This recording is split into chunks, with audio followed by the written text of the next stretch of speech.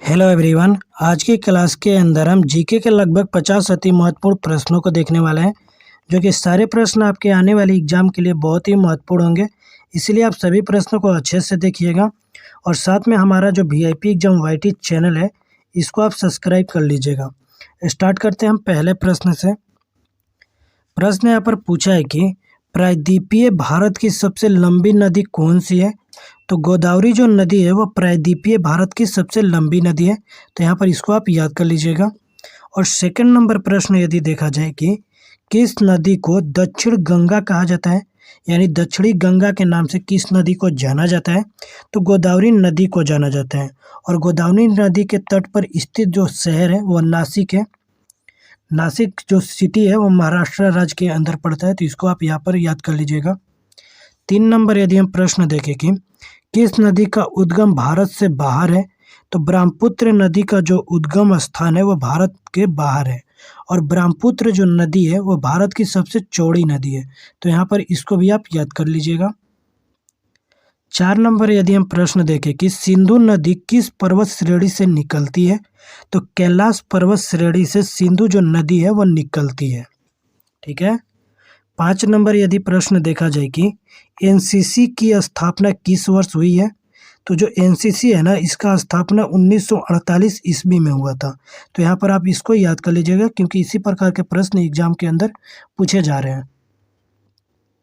6 number यहाँ पर हम प्रश्न देखते हैं कि प्रोटॉन की खोज किसने किया था, तो रदरफोर्ड के द्वारा प्रोटॉन का खोज किया गया था। 7 नंबर यदि प्रश्न देखा जाए कि हरित क्रांति का संबंध किस फसल से है, तो गेहूं से हरित क्रांति जो का संबंध है। ठीक है। 8 नंबर हमारा प्रश्न है कि शांति निकेतन की स्थापना किसने किया था, तो रविंद्रनाथ टैगोर के द्वारा शांति निकेतन का स्थापना करा गया था। तो यहाँ पर इसको आप याद कर लीजिएगा। 9 नंबर यदि हम प्रश्न देखते हैं तो 9 नंबर प्रश्न पूछा है कि अर्थशास्त्र का नोबेल पुरस्कार किस वर्ष शुरू हुआ था, तो 1969 ईस्वी में अर्थशास्त्र के क्षेत्र में नोबेल पुरस्कार स्टार्ट किया गया था। और 1969 ईस्वी के दौरान इसरो का भी स्थापना हुआ था, जो कि इंडियन स्पेस रिसर्च ऑर्गेनाइजेशन होता है, इसरो का फुल फॉर्म। आगे बढ़ते हैं। 10 नंबर हमारा प्रश्न है कि अरावली पर्वतमाला की सबसे ऊंची चोटी कौन सी है, तो गुरु शिखर जो है अरावली पर्वतमाला की सबसे ऊंची चोटी है। 11 नंबर यहाँ पर प्रश्न है कि संसार का सर्वोच्च ज्वालामुखी पर्वत कौन सा है, तो कोटापेक्सी जो पर्वत है वो संसार का सर्वोच्च ज्वालामुखी पर्वत है। आगे बढ़ते हैं, जो कि हमारा 12 नंबर हमारा प्रश्न पूछा है यहाँ पर कि संसार का सबसे ऊंचा जलप्रपात कौन सा है, तो एंजीला जो जलप्रपात है वो संसार का यानी विश्व का सबसे ऊंचा जलप्रपात है। और वेनेजुएला देश के अंदर यह जलप्रपात स्थित है। तो यहाँ पर आप दोनों को याद कर लीजिएगा। यदि हम आगे प्रश्न देखें 13 नंबर की भारत का टोटल क्षेत्रफल कितना है, यहाँ पर आपको बताना है। तो यहाँ पर 32,87,263 वर्ग किलोमीटर हमारा भारत का क्षेत्रफल है। आगे यदि देखें 14 नंबर जो प्रश्न है कि सूर्य के प्रकाश की सहायता से शरीर में किस विटामिन का निर्माण होता है, तो सूर्य के प्रकाश से सहायता से हमारे शरीर के अंदर विटामिन डी का निर्माण होता है। ठीक है। आगे बढ़ते हैं। यहाँ पर 15 नंबर प्रश्न पूछा हुआ है कि हेलिपुछल जो तारा है वो प्रति कितने वर्ष बाद दिखाई देता है, तो हेलिपुछल जो तारा है ना वो 76 वर्षों में एक बार दिखाई देता है। तो यहाँ पर इसको भी आप याद कर लीजिएगा।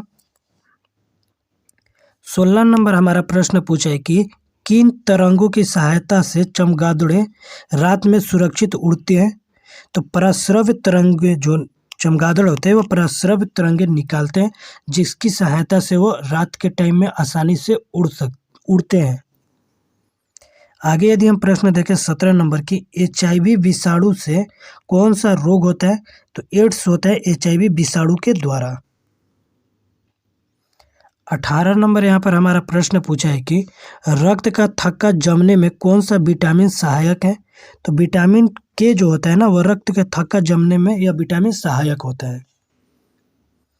19 नंबर हमारा प्रश्न पूछा हुआ है कि एम्पियर सेकेंड मात्रक है किसका, तो आवेश का मात्रक होता है एम्पियर सेकेंड। ठीक है। और 20 नंबर प्रश्न है कि लाफिंग गैस के यहाँ पर आपको बताना है लाफिंग गैस कौन सा होता है। तो नाइट्रस ऑक्साइड जो होता है वो लाफिंग गैस होता है। 21 नंबर यदि प्रश्न देखा जाए कि भाप इंजन का आविष्कार किसने किया था, तो जेम्स वाट के द्वारा भाप इंजन का आविष्कार करा गया था। तो यहाँ पर इसको भी आप याद कर लीजिएगा, क्योंकि आविष्कार से भी संबंधित प्रश्न एग्जाम के अंदर पूछे जाते हैं। 22 नंबर हमारा प्रश्न है कि रामचरितमानस किसने लिखी, तो तुलसीदास के द्वारा रामचरितमानस जो है वो लिखा गया था। तो यहाँ पर इसको भी आप याद कर लीजिएगा। 23 नंबर हमारा प्रश्न पूछा है कि गैसों के दाब ज्ञात करने वाला यंत्र क्या कहलाता है, तो मैनोमीटर के द्वारा गैसों का दाब ज्ञात किया जाता है। यदि प्रश्न पूछे कि गैसों का दाब किससे ज्ञात किया जाता है, यंत्र बताएं, तो मैनोमीटर के द्वारा। ठीक है। 25 नंबर प्रश्न देखते हैं। यहाँ पर जो प्रश्न है कि विश्व का सबसे लंबा रेल मार्ग कौन सा है, तो ट्रांस साइबेरियन रूट जो है यह विश्व का सबसे लंबा रेल मार्ग है, जिसका टोटल लंबाई की अगर बात करें तो 10,260 किलोमीटर का इसका टोटल लंबाई है। तो यहाँ पर आप दोनों को याद कर लीजिएगा, क्योंकि एग्जाम में यह प्रश्न पूछे जा सकते हैं। 25 नंबर हमारा प्रश्न है कि रेडियो का आविष्कार किसने किया था, तो इटली के निवासी मार्कोनी के द्वारा रेडियो का आविष्कार करा गया था। तो यहाँ पर इसको आप याद कर लीजिएगा। 26 नंबर हमारा प्रश्न है कि उड़न परी किसे पुकारा जाता है, तो जो पीटी उषा जी है उन्हें उड़न परी के नाम से पुकारा जाता है, यानी पीटी उषा का उपनाम उड़न परी रखा गया है। 27 नंबर यहाँ पर प्रश्न है कि HYV कार्यक्रम को भारत में और क्या कहा जाता है, तो नई कृषि नीति से HYV जो कार्यक्रम है इसे भारत के अंदर नई कृषि नीति कहा जाता है। ठीक है। आगे यदि देखें 28 नंबर प्रश्न है कि भारत के किस राज्य को चावल का कटोरा कहा जाता है, तो आंध्र प्रदेश जो राज्य है इसे चावल का कटोरा कहा जाता है। इसको आप यहाँ पर याद कर लीजिएगा। 29 नंबर जो प्रश्न दिया है कि ऑपरेशन फ्लड किससे संबंधित है, तो जो ऑपरेशन फ्लड है ना वो दूध उत्पादन से संबंधित है। तो इसको आप याद कर लीजिएगा, क्योंकि यह एग्जाम के अंदर पूछे जा सकते हैं प्रश्न, क्योंकि यह VVI प्रश्न है। आगे हमारा प्रश्न दिया है 30 नंबर की क्रिसिल का पूर्ण रूप, यानी क्रिसिल का फुल फॉर्म क्या होता है या पूर्ण रूप इसका नाम बताना है, तो क्रेडिट रेटिंग एजेंसी होता है। ठीक है। यहाँ पर इसको आप याद कर लीजिएगा। 21 नंबर यदि हम प्रश्न देखें कि नेफ्ट का पूरा नाम क्या है, तो national electronic fund transfer NEFT का पूरा नाम है। यहाँ पर इसको आप याद करिएगा, क्योंकि फुल फॉर्म से संबंधित भी एग्जाम के अंदर प्रश्न पूछे जाते हैं।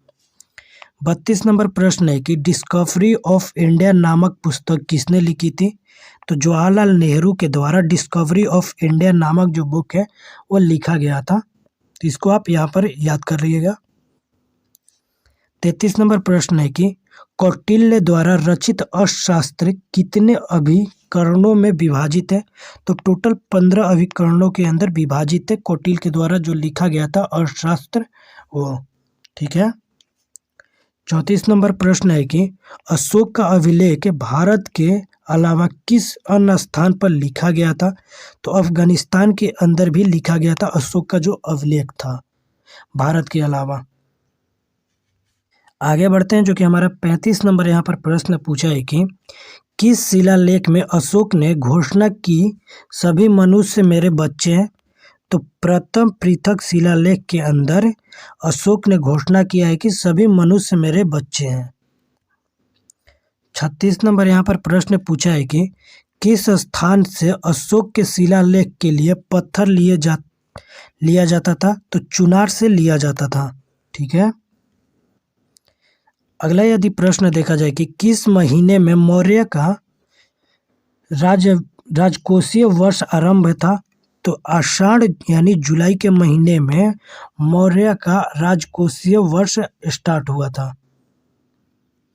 38 नंबर यदि प्रश्न देखें कि किस जैन ग्रंथ में चंद्रगुप्त मौर्य के जैन धर्म अपनाने का उल्लेख मिलता है, तो परिशिष्ट पर्व में जो धर्म ग्रंथ है जैन का जो ग्रंथ है उसके अंदर चंद्रगुप्त मौर्य के जैन धर्म अपनाने का उल्लेख मिलता है।